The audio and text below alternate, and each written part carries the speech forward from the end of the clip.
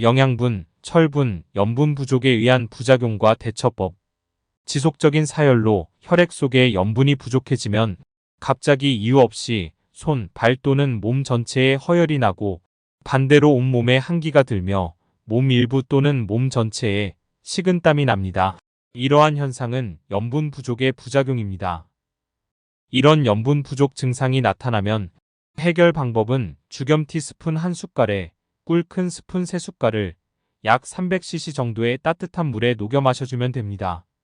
예외적으로 죽염만 응용하는 방법이 있습니다. 특히 간 기능이 떨어진 사람이나 빈혈 증세가 있는 사람은 배에 가스가 차는 경우가 종종 발생합니다. 이때 2번 위장열, 30번 급체열, 8번 신간열을 사열하고도 배에 가스가 찰 때에는 꿀은 넣지 말고 죽염만 커피 수저로 한 수저를 미지근한 물에 녹여 마시고 30분 정도 지나면 가스 차는 증세가 사라집니다. 그러나 이 방법을 남용하면 부종이 발생할 수 있으니 응급시에만 이용하여야 합니다. 그 원리는 간단합니다. 장 속의 가스는 미생물이 영양분을 소화시키는 과정에서 발생하는데 갑자기 염분 농도를 높여주면 미생물이 먹이 활동을 중단하기에 일시적 가스 발생이 멈추기 때문입니다. 몸이 붓는 느낌이면 염분 과다 섭취의 부작용입니다. 그래서 염분 보충은 지나쳐도 부족해도 건강을 해친다는 점을 명심하여야 합니다. 염분 보충은 입에서 원하는 만큼만 해주면 됩니다. 다음은 철분 부족에 의한 부작용과 대처 방법입니다. 우리가 사열을 하지 않을 때에는 여러 음식물 속에 함유된 철분만 섭취하여도 철분 부족이 오지 않습니다. 철분은 신맛, 떫은 맛이 나는 탄닌산의 중산이 강산과 화학 반응을 일으키면 인체 스스로 만들어냅니다. 하지만 사열을 하게 되면 주 1회에 적게는 200g에서 많게는 300g에서 500g까지 심한 경우는 700g까지도 뺄 수밖에 없는 경우가 있기에 사열중에는 자연적으로 음식물에 섞여 들어오는 철분의 양으로는 절대적으로 부족합니다. 따라서 부족한 만큼의 철분을 인위적으로 보충해줘야 합니다. 철분 부족이 산소 부족을 유발시키면 내 몸의 느낌은 1차로는 만성 피로를 느낍니다.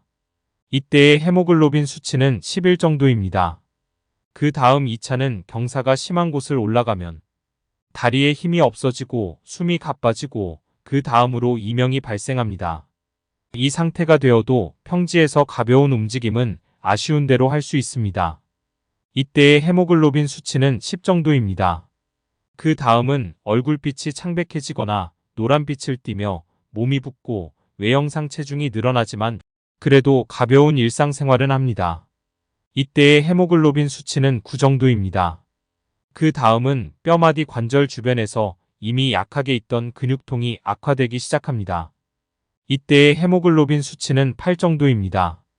그 다음은 근육통이 산통으로 바뀌어지며 관절 부위마다 통증이 시작되고 복수, 백혈병, 암이 있다면 이 증세들이 악화되는 속도가 빨라지기 시작합니다. 이때의 헤모글로빈 수치는 7 이하입니다. 이 정도까지 악화되면 되돌리기 힘이 들고 노력이 배 이상 들어간다는 점을 명심해야 합니다. 참고로 몸을 움직일 때 오는 통증은 근육통이고 움직임이 없이 가만히 있는데도 통증이 온다면 산통입니다. 이런 증상이 나타나면 해결 방법은 철보형 섭취, 모아철 복용, 철분 앰플 주사 등을 맞아서 철분을 보충해 주어야 합니다. 철분 주사는 사열량 300g 시에는 철분 2앰플을 맞고 사열량이 500g 시에는 사열 당일 철분 2앰플을 맞고 다음날 2앰플을 더 맞아 주어야 합니다. 다음은 영양분 부족에 따른 부작용입니다.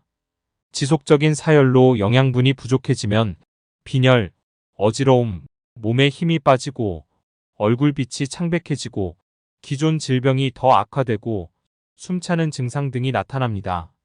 이런 증상이 나타나면 해결 방법은 복합진액 또는 철보형 섭취, 영양제 주사 등을 맞아서 영양 보충을 해주어야 합니다.